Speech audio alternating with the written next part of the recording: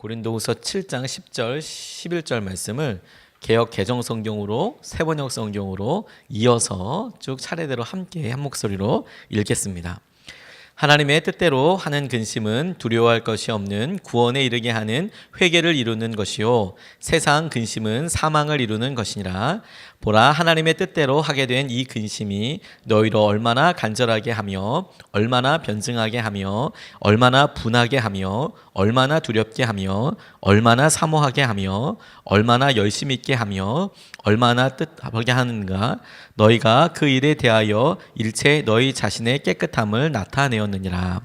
하나님의 뜻에 맞게 마음 아파하는 것은 회개를 하게 하여 구원에 이르게 하므로 후회할 것이 없습니다. 그러나 세상 일로 마음 아파하는 것은 죽음에 이르게 합니다. 보십시오. 하나님의 뜻에 맞게 마음 아파함으로써 여러분에게 얼마나 많은 변화가 일어났습니까? 여러분이 나타난 그 열성, 그 변호, 그 의분, 그 두려워하는 마음, 그 그리워하는 마음, 그 열정, 그 응징은 참으로 놀라운 것입니다. 여러분은 그 모든 일에 잘못이 없음을 보여주었습니다. 아멘. 하나님 말씀입니다. 오늘 하나님의 뜻과 관련된 5번째 시간으로 마지막 하나님 뜻 관련해서는 마지막 시간을 갖습니다. 하나님의 뜻이 무엇인가? 하나님께서 우리에게 원하시는 것이 무엇인가? 라고 여러분들 한 번씩 질문해 보신 적이 있을 텐데 성경에 의외로 하나님의 뜻은 이라고 나와 있는 구문들이 여럿 있습니다. 그러니까 우리가 하나님의 뜻이 무엇입니까? 우리를 향한 하나님의 계획이 무엇입니까? 라고 질문하는데 성경에는 하나님의 뜻은 이러이러한 것이다 라고 설명해 있는 부분이 많이 있죠. 단순하게 질문해 봤을 때 하나님 내게 하나님 뜻이라고 이야기하시는 이런 것들로 내게 이런 것을 명하시고 혹은 이런 것으로 순종하게 하시고 이런 것들에 대하여 기도하게 하시기를 원하시는구나 라고 우리가 붙잡을 수 있을 텐데요. 그 중에 주님께서 우리에게 하나님의 뜻을 분별하는 것을 시작으로 해서 우리가 항상 기도하고 범사에 감사하고 기뻐하는 여러 일들에 대해서 하나님의 뜻이다 이렇게 말씀하셨는데 오늘 그 대표적인 하나님의 뜻이라고 말씀하신 구절 중에서 하나님의 뜻대로 하는 근심하는 것, 하나님의 뜻대로 마음 아파하는 것에 대해서 우리가 같이 마음을 모으고 함께하고 싶습니다. 한규삼 목사님이라는 분이 본인에게 있었던 여러 일들을 간증하시는데 한 번은 선교 가셨을 때 있었던 일을 간증하셨습니다. 인도네시아라는 나라도 우리나라와 똑같이 IMF를 겪게 되었는데 우리도 IMF 때 얼마나 힘들었습니까? IMF 겪었을 때 제일 힘들었던 사람들이 이렇게 날마다 일용직으로 사는 사람들이 정말 많이 힘들었거든요. 물론 전 국민이 다 힘들었지만 가난한 사람들이 이루 말할 수 없이 힘들어지고 소위 중산층이었던 사람들이 그렇게 가난하게 훅 떨어지는 경우도 많이 있었습니다. 인도네시아는 더 이루 말할 수가 없었는데 당시에 미국에서 사역하시던 이 목사님이 미국에 있는 몇몇 목사님, 특별히 신학교를 중심으로 한 목사님이 인도네시아에 짓고 있는 신학교 그리고 교회와 관련돼서 여러 미국 목사님들이 인도네시아에 방문하게 됐답니다. 그런데 마침 그 총장님이 그 미국 교회의 미국 그 신학교의 총장님이 인도네시아 출신이셨대요. 인도네시아 출신 화교 중국 분이신데 인도네시아 말도 능통하게 하고 하지만 미국으로 어렸을 때 넘어가서 이제 미국의 교수님이 되었던 총장이 되었던 그런 분이랑 같이 인도네시아 이렇게 가게 됐는데 그 여러 교회 업무를 보고 지나가는데 한 아이가 정말 열정적으로 국어를 하더래요. 그냥 $1 이게 1,000원만 주세요. $1가 대충 한 1,000원 정도 되거든요. $1 이거 달라고 이제 얘기를 하는데 애가 그래도 눈이 촉망촉망하고 너무 열심히 전도하듯이 그렇게 국어를 하니까 그 총장님이 그게 눈에 이렇게 막 밟히셨나 봐요. 아이고 저 녀석 나이도 어려 보이는데 애가 이렇게 어린애가 저러네. 그러니까 마음이 너무 짠하고 자기 어렸을 때도 생각나고 자기는 국어를 하진 않았지만 그래서 애한테 가서 물어봤대요. 너 얼마 원하니? 말해. 그러면 내가 원하는 것만큼 줄게. 이렇게 인도네시아 말로 이야기를 했대요. 너 얼마를 원하니? 얼마를 주면 너 좋겠니?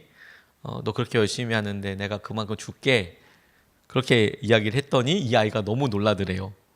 왜냐하면 보통 국어리라고 하는 것은 주는 만큼 받는 거잖아요. 당신이 주면 그게 얼마든지 땡큐, 트리마카시 아니겠습니까? 받은 은혜를 감사한다라고 인도네시아 말로 감사합니다가 뜨리마까시거든요. 감사합니다 그리고 끝날 건데 거꾸로 너 얼마 줄 거라고 물어보니까 너무 당황한 거예요. 그러니까 이제 막 고민하다가 눈빛이 막 오고 가고 변하고 막 이렇게 기가 막힌 듯 보니까 속으로 막 걱정하는 것 같아요. 얼마를 달라고 하면 이 사람이 줄까? 딱 눈치를 보다가 어렵게 아이가 이야기를 했대요. $2, $2, 2,000원 딱 얘기를 했대요. 그 액수도 인도네시아에서는 꽤 많은 돈이었다고 합니다. 왜냐하면 바로 전에 저녁 식사를 했는데 몇 사람이 호텔에 가서 풀 코스로 먹었는데 미화로 $6 정도, 한 6,000원 정도에 먹고도 너무 근사한 식사를 했다는 거예요. 당시에 이게 환율이 너무 많이 떨어져서 6불 정도, 6,000원 정도, $6 정도의 엄청난 식사를 둘이 하고 나왔는데 이 아이가 이제 $2 이렇게 얘기한 게 사실 나름대로는 용기일 수 있을지 모르겠어요. 그러니까 이분이 너무 놀라서 뭐야? What? 이렇게 물어봤겠죠. 이렇게 물어봤더니 아이가 얼른 움츠려들더니 $1? 그렇게 다시 이야기해서 그거 줬다고 하더라고요. $1, 1불이면 된다고 그래서. 지나고 난 다음에 이분이 조용히 그 아이를 보고 마음 아파하면서 눈물을 훔칠 정도로 안타까워했는데 이제 지나고 난 다음에 물어봤대요. 한규삼 목사님이란 분이 총장님 얼마 주려고 그러셨어요? 그래서 이렇게 물어본 거예요. 라고 물어봤더니 얼마까지 줄 생각이었어요? 애가 달라고 그랬으면 그러니까 자기 지갑에 있는 한 반 정도를 주려고 했다고, 반 정도라도 줄 수 있을 것 같았다고. 당시에 선교지를 방문하기 때문에 이분이 꽤 많은 현금을 캐쉬를 가지고 있었는데 그럼 그게 얼마 정도 돼요? 라고 물어봤더니 한 지갑에 있는 반 정도의 돈이 얼마 정도 되면 $600 정도 됐대요. 한 60만 원 정도? 그 정도 되는 돈을 네가 원하면 줄게. 그런 의도로 나아갔는데 $1, 1,000원 받아서 가져가는 거죠. 주님께서 우리에게 가지고 오신 여러 계획들, 우선순위들이 있을 것 같아요. 너 입을 열어서 구해라 라고 말할 때 우리가 생각하는 우선순위와 우리가 생각하는 그릇의 크기가 주님께서 우리에게 허락하시고 주시려고 하는 것보다 다가오시는 목적보다 사실 굉장히 작을 때가 너무 많죠. 그래서 우리는 그만만도 주시면 좋겠다라고 이야기하지만 나중에 알고 나면 진짜 후회할 거예요. 하나님께서 우리에게 어떤 계획들을 가지고 계셨는지. 하나님의 뜻에 대해서 생각할 때 저는 바로 그 부분을 생각하게 됐어요. 우리는 하나님의 뜻을 질문하지 않습니까? 그래서 하나님의 뜻이 우리가 생각하기에 우리 직장에서, 우리의 가정에서 우리가 사려고 하는 재정적인 여러 문제를 해결하는 데 있어서 하나님의 뜻이 무엇이냐라고 굉장히 지협적으로 작게 물어봐요. 하나님이 우리에게 가지고 계신 원대한 뜻과 계획에 대해서 우리가 안다면 나중에 얼마나 우리가 썼던 시간들이, 우리가 썼던 재정들이 아까울까요? 왜냐하면 이것이 하나님께서 원하신 대로 쓰이고 그게 흘려보냈다면 어마어마한 일이 일어나게 됐을 텐데 우리가 이것을 굽어서 우리 자신이 중요하다고 생각하는 일들에 마음이 흘려보내고 났으니 그 정도의 열매만 걷게 될 거 아니겠습니까? 하나님의 뜻과 우리의 뜻이 사실 굉장히 많이 다른데 하나님의 뜻을 가늠해 볼 수 있는 말씀들이 있어요. 그 중에서도 하나님의 지고하신 뜻, 처음부터 끝까지 한 번도 바뀌지 않고 모든 사람들에게 원하시는 뜻과 바람이 있습니다. 디모데전서 2장 4절 말씀에 보면 하나님은 모든 사람이 구원을 받으며 진리를 아는 데에 이르기를 원하시느니라 이렇게 이야기하고 계세요. 하나님의 뜻이란 말이 없지만 하나님의 뜻인 것이 너무 분명해요. 하나님께서는 모든 사람이 구원을 받으며 진리를 아는 데 이르기를 원하세요. 그 일을 위해서 하나님의 뜻이, 계획이 차곡차곡 이루어지고 가고 있어요. 그리고 하나님은 바로 이 뜻에 맞춰서 당신의 모든 일들의 우선순위를 두세요. 모든 사람들이 구원을 받고 모든 사람들이 진리를 아는 데까지 이르기 위해서 하나님의 계획이, 하나님의 뜻이, 만남이, 과정들이 이루어져 가고 있다고요. 이게 우선순위예요. 이게 하나님께서 큰 방향으로 우리에게 말씀하시는 거예요.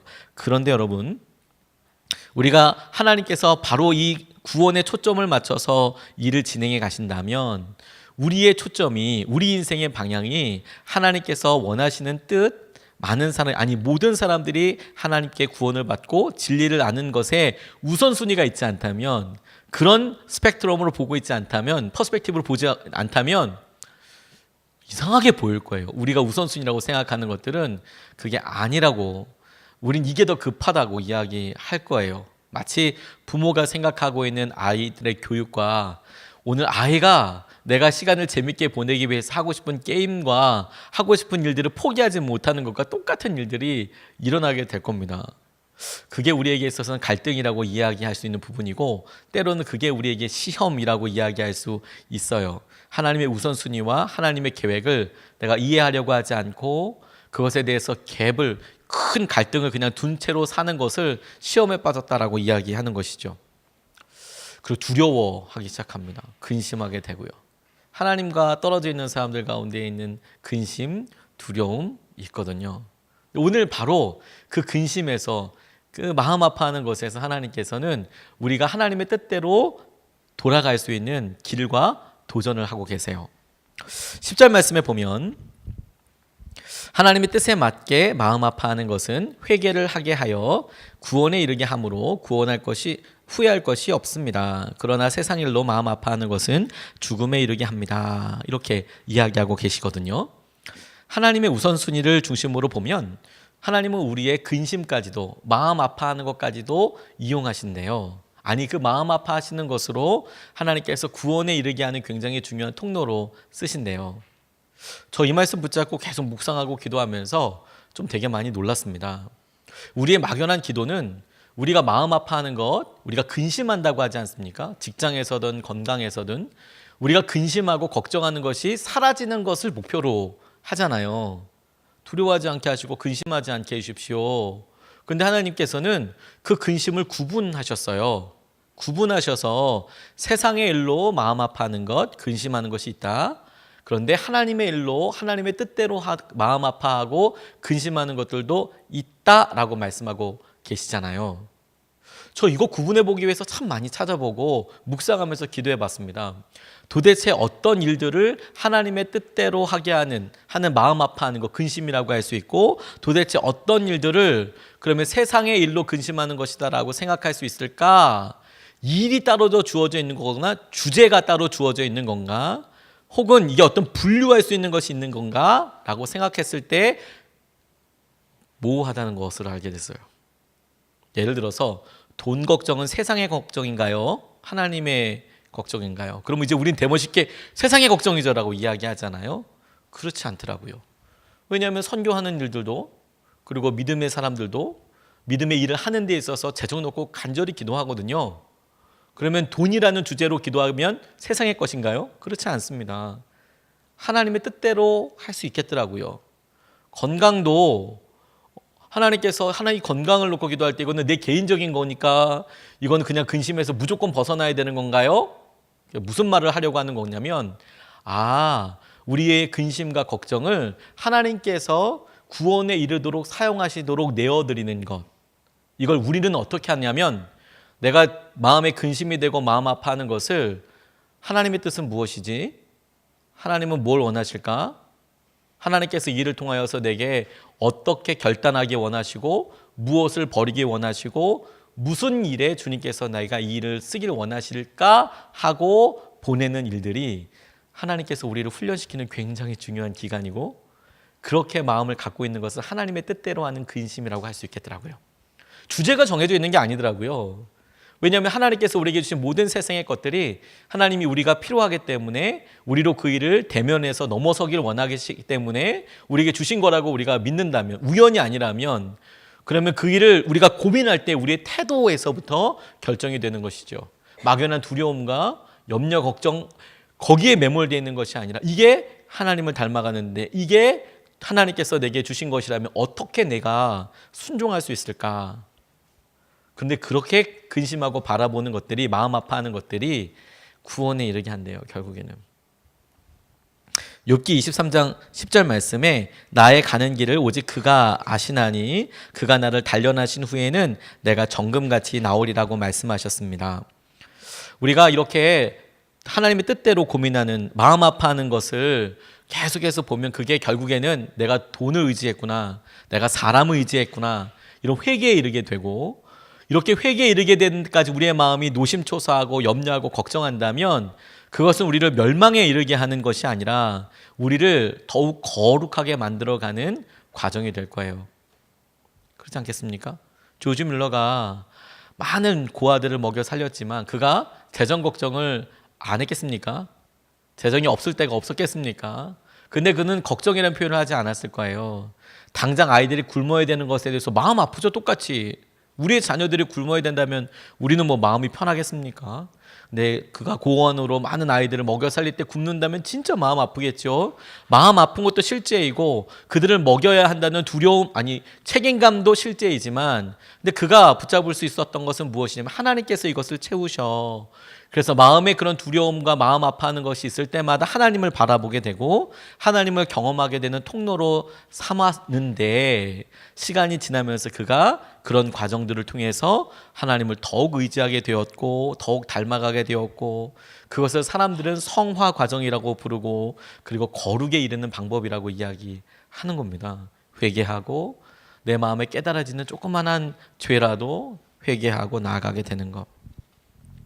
우리가 근심 걱정 사라지길 원하지만 하나님은 하나님께서 원하시는 근심으로 돌려서 생각하기를 원하세요. 우리가 근심이라고 생각하는 그 주제에 대해서 하나님의 뜻대로, 내가 이거 하나님은 무슨 뜻대로 이걸 하기 원하시는 건가?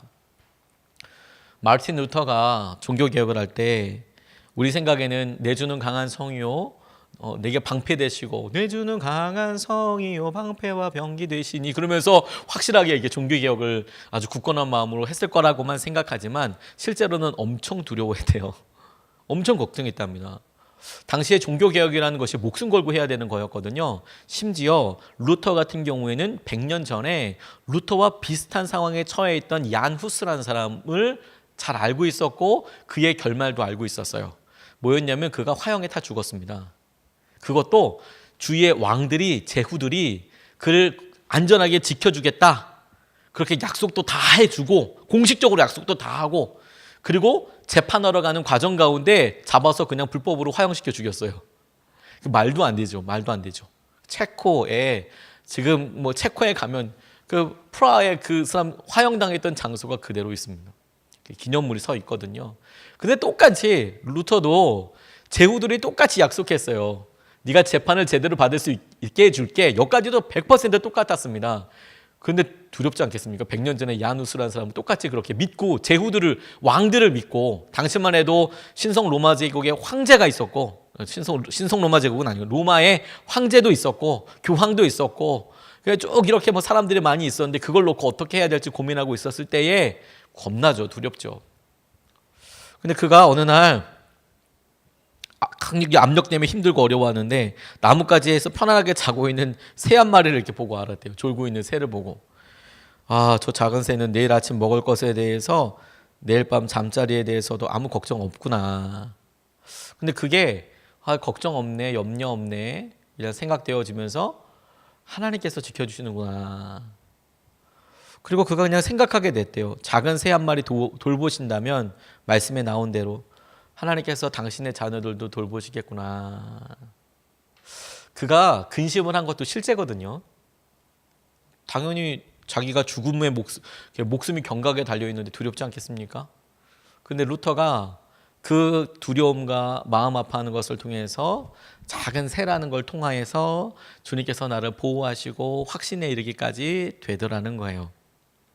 그러니까 회개에 이르게 하는 근심, 마음 아픔, 구원에 이르게 하는 마음 아픔은 따로 있는 것이 아니고 하나님께서 우리에게 주신 뜻을 묻고 하나님 이 일에 대해서 무엇을 원하시는지를 묻고 따라가는 것에 따라서 우리가 누릴 수 있는 은혜이고 축복인 거예요. 그럼 여러분, 우리가 근심과 걱정이 사라지기를 간절히 원하면서도 동시에 우리가 지금 근심하고 있는 내용을 주님의 시선으로 옮겨드려야 하는 거예요. 그런 의미에서 하나님의 뜻대로 순종하려는 시도, 이걸 변화라고 이야기해요. 그래, 내가 내 삶의 이 문제를 나 혼자서 해결하려고 아둥바둥하기보다 하나님의 뜻대로 내가 순종하기를 원해 라고 내어드리는 것을 변화라고 이야기해요. 11절 말씀에 그게 잘 나와 있습니다. 이렇게 바울이 이야기합니다. 보십시오. 하나님의 뜻에 맞게 마음 아파함으로써 여러분에게 얼마나 많은 변화가 일어났습니까? 여러분이 나타낸 그 열성, 그 변호, 그 의분, 그 두려워하는 마음, 그 그리워하는 마음, 그 열정, 그 응징은 참으로 놀라운 것입니다. 여러분은 그 모든 일에 잘못이 없음을 보여주었습니다. 마음의 아픔이 없었다면 하지 않았을 열심과 열정과 진리를 옹호하기 위해서 그렇게 생각했던 것들, 때로는 하나님의 법대로 이루어지는 것이 않기 때문에 일어나는 분노가 있고 그분을 두려워하는 거, 막 이런 것들이 내가 이런 염려 걱정이 없었으면 해보지 않았을 거라는 거죠. 직장에서도 그렇지 않습니까? 우리가 우리 마음속에서 나는 괜찮다라고 이야기하지만 세상의 일들이 녹록치 않고 내가 평가받는 일, 관계가 정말 쉽지 않죠. 그것을 그냥 내가 내 욕심으로 내 의지대로 어떻게 해보려고 하지만 잘 안 되잖아요. 근데 하나님의 뜻대로 내가 살아보려고 하니까 내 마음속에 연약함이 바로 툭 튀어나옵니다. 이게 될까? 이게 설득이 돼? 그러면서 내 마음속에서 계속 끊임없이 생각해요. 이렇게 말해볼까? 내가 이렇게 한번 시도해볼까? 좌절했어요. 다음 주에 또 한번 해요. 내가 이렇게 한번 해보지. 또 해보지. 또 무너져요. 남편과도 아내와도 내가 이렇게 하면 이게 말이 통할까? 그게 그 변호라는 거예요. 변호. 내가 얘기해 보려고 노력하고. 우리는 그게 다 실패였다고, 쓸데없을 거라고 이야기하지만 바울은 하나님의 입술을 통해서 뭐라고 말씀하시냐면 그게 너희들이 그렇게 생각하게 되었다는 것 자체가 얼마나 놀라운 변화냐 이렇게 이야기하는 거예요. 그 마음의 근심이 그냥 근심으로 끝나지 않고 하나님의 뜻대로 마음 아파하는 것이다. 그리고 심지어 그게 열매라고 말씀하세요. 하나님은. 우리가 세상에서 사람들이 평가하는 대로 어떤 결과가 나와 있는 그 결과의 열매, 어떤 결과가 수치적으로나 사람들이 보일 수 있는 무언가로 나타나는 것이 응답이라고 열매라고 생각을 해요. 근데 하나님도 똑같습니다. 그런데 하나님은 과정 중에 나타나는 우리의 성품과 관련이 있으세요. 우리가 똑같이 근심거리, 마음 아파하는 것, 아마 사람이라면 다 힘들어할 만한 일들이 있지 않습니까? 자녀들의 취직이라든지 결혼이라든지 뭐 그 외에 우리 재정적인 일, 사람이라면 다 그게 염려되고 걱정될 수밖에 없겠지요. 근데 그것을 바라보고 어떻게 질문하느냐 이게 문제인 거예요. 그래서 어떻게 질문하고 그거에 대해서 내가 어떻게 깨달아서 하나님을 더 닮아가게 될 것인가. 그때 일어나는 많은 마음속의 질문들, 내가 주님의 뜻대로 순종하기 위해서 묻고 또 묻고 무너지고 무너졌지만 다시 일어나고 다시 결단하고 다시 말하는 것 자체를 우리는 이 일이 해결된 것을 열매라고 이야기하지만 하나님은 이미 우리가 그렇게 갈등에서부터 하나님을 향하여 고백하고 마음을 두고 있는 것 자체를 열매라고 말씀하신다는 거예요. 그래서 보아라 너희들 가운데 어떤 변화가 있었는지. 예전 같으면 세상에서 흘러가서 그게 당연하다고 살았겠지. 그런데 지금은 너희들이 그런 일들에 대해서 마음 아파함으로 얼마나 열정을 가지고 얼마나 변호하려고 하는지, 어떤 의분을 가지고 있는지, 어떻게 두려워하고 있는지 너희들 보아라. 어떻게 변했는지 너희들이 알게 될 것이다 라고. 하나님이 무엇에 집중하고 계신지를 우리가 알 필요가 있어요. 여러분, 우리가 하고 있는 여러 일들의 어려움과 아픔이 있어서 저도 간절히 기도할 때마다 그 문제들이 해결되기를 기도합니다. 그리고 그것이 반드시 해결될 것이라고 저는 믿고 있습니다. 그런데 하나님께서는 당신의 계획에 기쁨을 먼저 누리고 계시는 것 같아요. 그 기쁨을 먼저 누리신다는 게 어떤 의미냐면 우리는 우리의 문제가 해결되면 기뻐하게 될 것 같거든요. 근데 주님께서는 왜 기뻐하시냐면 우리가 그 일 때문에 얼마나 발버둥 치고 있는지를 보고 기뻐하고 계세요. 그리고 그 발버둥이 욥의 시도처럼 무너지지 않기를 원하고 계십니다. 입으로 툭 이야기하지 않고 내가 끝까지 그렇게 발버둥 치기를. 그리고 하나님께서는 그것을 아름다운 향기로운 열매라고 받아주실 거예요. 이게 놀랍지 않습니까? 어떤 분이 남편이 갑자기 너무 아파하게 된 거예요. 그리고 남편이 죽음을 마주하게 됐답니다. 뭐 청천벽력인 거죠. 남편만 의지하고 이렇게 살았는데 아내의 입장에서는 정말 당황스럽고 황당하죠. 진짜 황당하죠. 자신의 블로그에 다음과 같이 글을 올렸대요. 남편이 죽음을 앞에 두고 나니까 자신의 블로그에 이렇게 올렸답니다. 내 것이 아닙니다. 한때는 아름다운 집이 저의 큰 자랑이었습니다. 심혈을 기울여 꾸민 아름다운 집, 잡지에 여러 번 나왔다고 자랑스러워했던 우리 집, 행여나 때가 탈까 혹여나 먼지 탈까 닦고 쓸고 했던 우리 집. 하지만 남편이 아프고 보니 제가 있을 곳은 궁궐 같던 우리 집이 아니라 몇 평 안 되는 비좁은 병실이더군요. 피곤한 내 한몸 누일 곳은 푹신하고 안락한 라텍스 침대가 아니라 딱딱하고 좁은 보조 침상이었습니다. 내 것이라 믿었던 남편과 공동 명의로 된 자랑스럽던 내 집도 알고 보니 제 것이 아니었습니다. 15자 붙박이 장에 가득한 수많은 옷들과 제가 사랑에 맞지 않던 명품 가방들, 이 또한 제 것이 아니었습니다. 남편과 함께하는 병실에선 편한 추리닝과 레깅스면 족하더군요. 귀히 여기던 명품 가방도 필요 없었습니다. 어디 그뿐인가요? 20년 넘게 나의 자랑이었던, 나를 빛나게 해준다고, 나를 완전하게 해준다고 믿었던 내 남편도 제 것이 아닙니다. 내 것이 아닙니다. 의사들은 말합니다. 마음의 준비를 하라고. 이 또한 내 것이 아니라고. 이젠 압니다. 내 본심, 내 분심, 내 사랑, 내 사랑하는 아이들조차도 제 것이 아니라는 것을요. 이 아이들 또한 그들이 제게 잠시 맡기셨던, 그분이 제게 잠시 맡기셨던 선물임을 제가 잊고 있었네요. 이와 같은 이유로 근심, 염려 또한 제 것이 아닙니다. 적혈구 수치가 모자라 수혈을 해도, 의사가 제 아무리 무서운 말을 해도 그것은 내 것이 아닙니다. 내 아버지의 것입니다. 너의 염려를 다 주께 맡기라. 이는 그가 너희를 돌보심이라.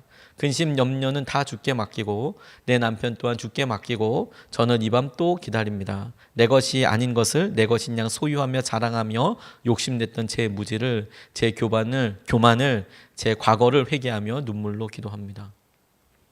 근심이 시작돼요. 남편이 아프니까. 남편을 죽는데요. 의사 선생님이. 두렵지 않겠습니까? 근데 주님께서 이 옆에서 간호하고 그런 모진 말들을 들어가고 별별 두려운 생각들과 마음들이 다 있었겠죠. 그렇죠. 그래서 많은 사람들이 그렇게 근심하는 것이 헤어나올 수 없는 우울감과 그냥 거기에 좌절하고 매몰되고 끝나죠. 근데 우리가 주목해야 될 것은 뭐냐면, 그래서 주님께 전혀 다른 질문을 하게 됐다는 거예요.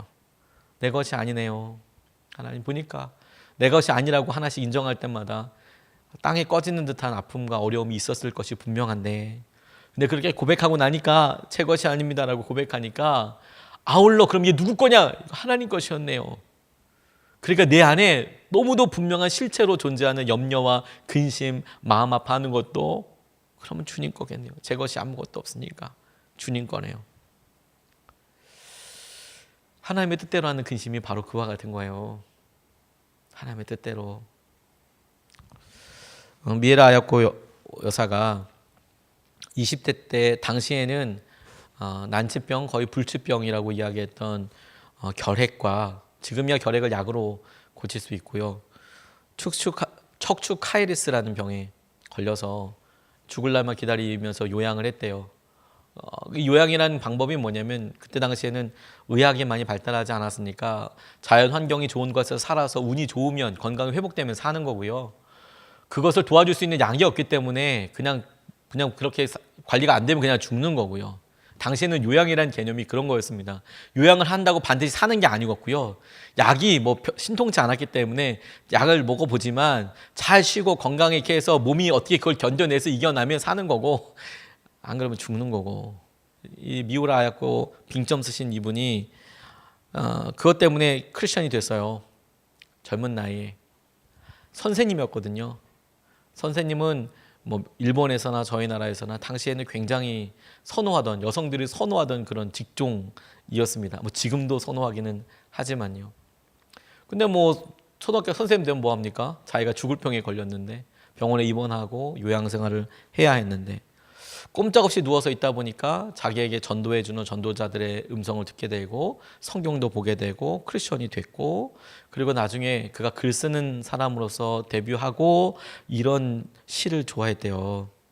아프지 않으면 드리지 못할 기도가 있다. 아프지 않으면 믿지 못할 기적이 있다. 아프지 않으면 듣지 못할 말씀이 있다. 아프지 않으면 접근하지 못할 성소가 있다. 아프지 않으면 뵙지 못할 성안이 있다. 아프지 않으면 나는 인간일 수조차 없다. 저 이거 너무너무 좋아요. 우리가 그런 근심과 걱정을 이게 뭐야?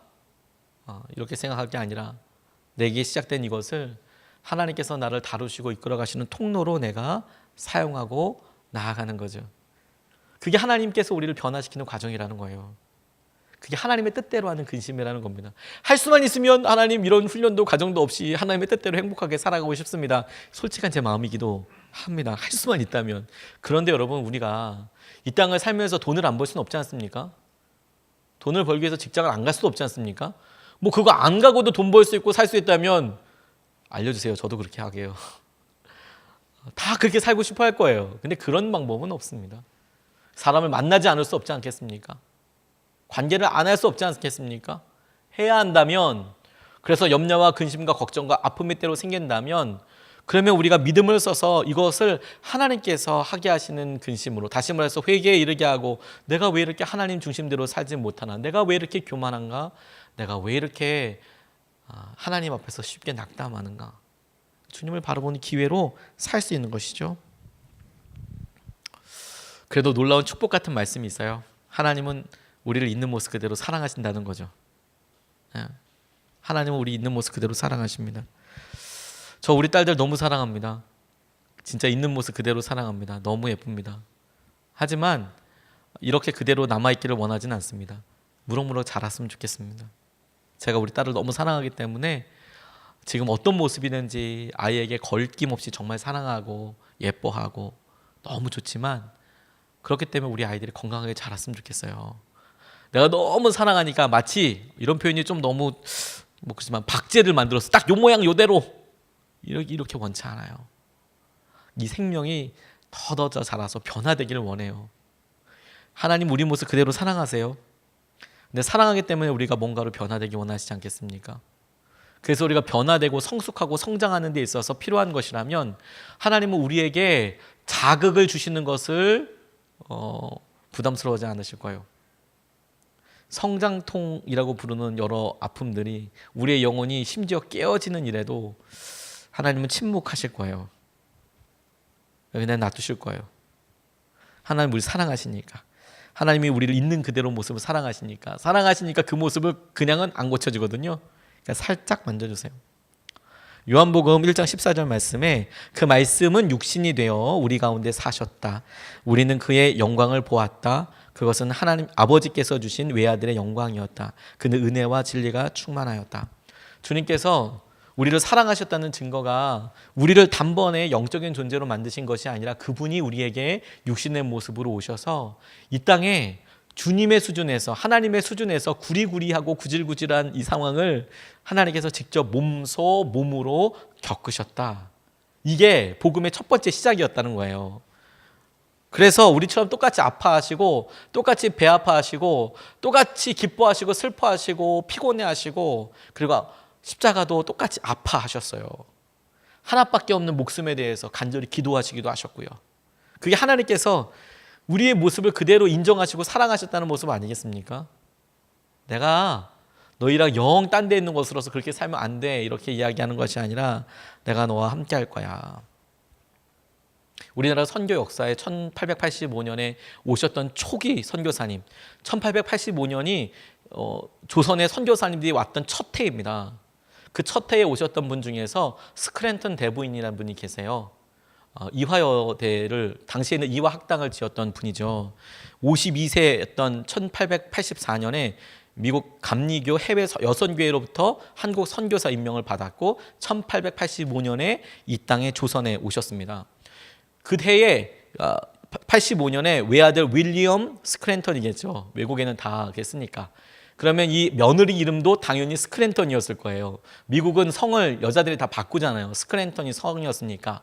그래서 며느리인 스크랜턴 여사와 구분하기 위해서 스크랜턴 대부인이라고 불렀습니다. 50세가 훨씬 넘은, 근데 이때만 해도 50세는 사실 지금의 한 70세 이 정도 느낌이었을 거예요. 당시에는 환갑을 넘는 사람들이 그렇게 많지 않았으니까, 150년 전 이때쯤에는. 근데 그 나이에 우리나라의 조선의 선교사로 왔습니다. 근데 이분과 있었던 놀라운 일들이 중에서 제일 감동 깊었던 게 이런 거예요. 당시에 우리나라에 파란 눈의 외국 선교사들이 왔을 때 양귀자로 놀렸습니다. 양귀자. 그러니까 서양 귀신, 양귀자라고 놀렸습니다. 근데 이 양귀자들이 아이들을 잡아가서 간을 빼먹는다는 소문이 있었어요. 참 말이 안 되지만 그걸 다 믿었어요, 사람들이. 우리 조선시대 150년 전에 양귀자들이 이 눈 파란 사람들이 귀신인데 이 귀신 같은 사람들이 우리 아이들, 영아들을 잡아다가 잡아먹는단다. 왜냐하면 이 사람들이 고아원들을 했거든요. 버려지는 아이들을 데려다가 키웠거든요. 그런데 이 사람들이 그걸 갖다가 훌륭한 일을 하네요라고 보지 않고 저거 애들 잡아먹는구나 이렇게 생각했어요. 와, 참 진짜 어떻게 우리 수준이 그랬습니다. 그런데 그 영아 소동이 일어나게 된 거예요. 이 와서 고아원에서 이렇게 하니까 돌 던지고 이런 일들이 있었습니다. 전덕기라는 청년이 있었어요. 똑똑하지만 사회적인 차별 때문에 이 사람은 아주 상놈 출신이었거든요. 전덕기라는 사람이 내가 이놈의 집안 어떻게 하는지 꼴을 보겠다 싶어서 머슴으로 들어갔습니다. 하인으로. 1800년대 그리고 1900년대를 맞는 초에는 아직까지 우리나라에 종이 있었습니다. 노예가 있었습니다. 우리가 1905년에서 10년 사이에 제가 정확한 연도는 기억나지 않지만 이게 대한제국 때 이 노비를 해방하긴 했죠. 근데 당시만 해도 노비가 실존하고 있었을 때였고 이 머슴이나 하인들은 신분상으로는 노비는 아니었지만 비슷비슷한 이런 상황으로 일단 들어갔어요. 이 전덕기는 원래 그렇게 신분이 귀천했던 사람이었고 비천했던 사람이고, 그런데 영아를 잡아먹는다니 내가 이 비분 관계의 마음으로 이 분노를 내가 가서 보고 내가 사람들한테 다 알려줄 거야. 그래서 이 스크랜턴 가정에 들어갔어요. 머슴으로.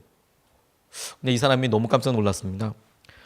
이 사람이 4년 동안 탐색을 했대요. 4년 동안. 마음문 열자고 4년 동안 내가 광이나 이런 일에 무슨 일이 일어나는지 다 볼 거야. 그리고 갔답니다. 근데 되게 놀라운 일을 발견했는데 이 스크랜턴 대부인이라는 분이 너무 자기에게 자생하게 해주는 거예요.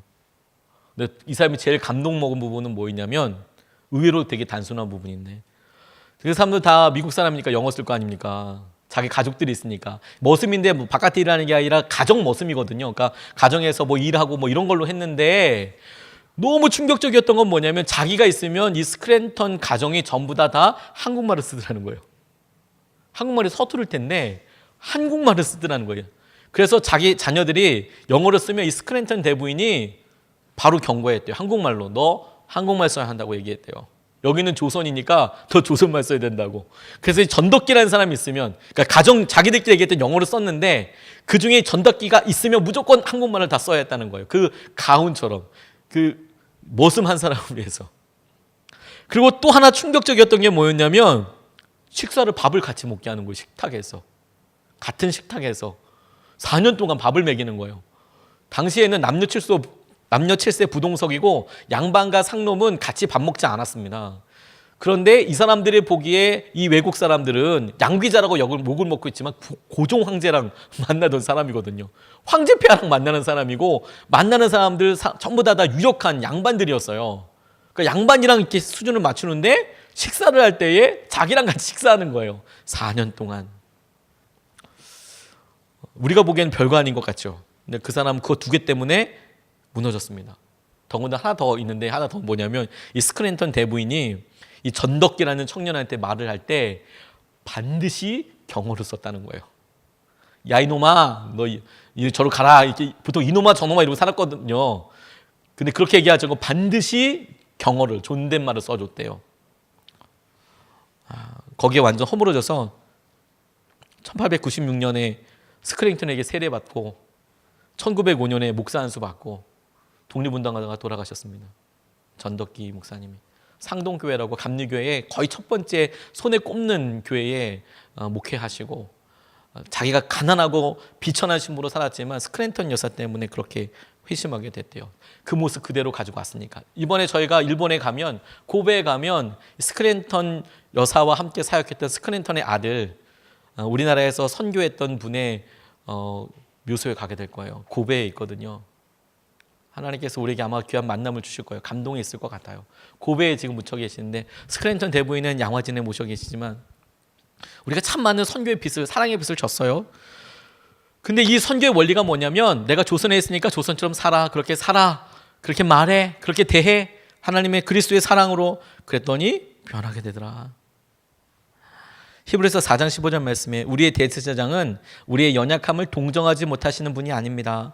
그는 모든 점에서 우리와 마찬가지로 시험을 받으셨지만 죄는 없으십니다. 똑같은 모습으로 오셔서 했어요. 똑같은 모습으로 오신 이유가 뭔지 아세요? 그리고 사신 이유가 뭐냐면 그런데 그래서 너희들 고통스럽고 아파하고 끝나는 것이 아니라 그분의 목적이 있어요. 고린도서 15장 20절 말씀을 같이 한번 읽겠습니다. 시작. 그러나 이제 그리스도께서는 죽은 사람들 가운데서 살아나셔서 잠든 사람들의 첫 열매가 되셨습니다. 이 말의 의미는 뭐냐면 예수님께서 첫 열매를 되시고 저와 여러분들이 그 다음 열매가 될 거라는 거예요. 저는 이것을 이렇게 적용하고 믿음으로 붙잡았습니다.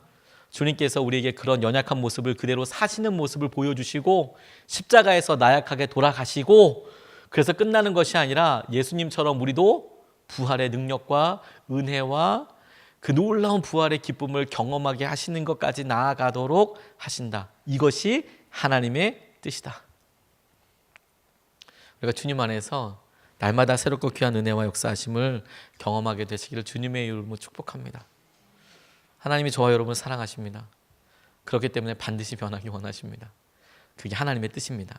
조금 더 사랑하는 사람으로, 아니 우리가 그동안에 보였던 것처럼 조금 더 기뻐하는 사람으로, 낙담하지 않고 조금 더 기도하는 사람으로, 덮어놓고 감사하는 사람으로 조금 더 감사하게 됐다면 엄청난 은혜 아니겠습니까? 기적 아니겠습니까?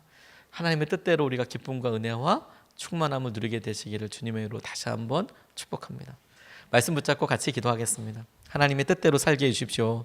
하나님, 우리의 마음과 우리의 생각에 하나님 뜻대로 역사하여 주셔서 하나님, 우리가 부활의 은혜와 역사하심 뿐만 아니라 주의 놀라운 능력을 경험하게 하여 주시옵소서. 하나님의 뜻대로 우리의 삶을 인도하여 달라고 이 시간에 말씀 붙잡고 같이 기도하겠습니다.